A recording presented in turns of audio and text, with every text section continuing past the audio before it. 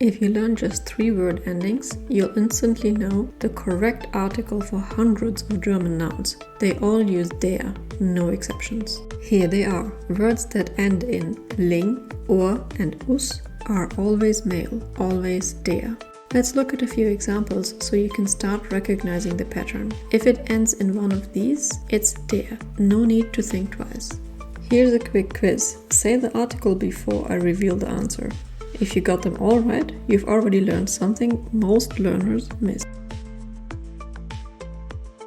You'll see these endings everywhere, on signs, in books, even in conversations. Start training your brain to spot them and say die automatically.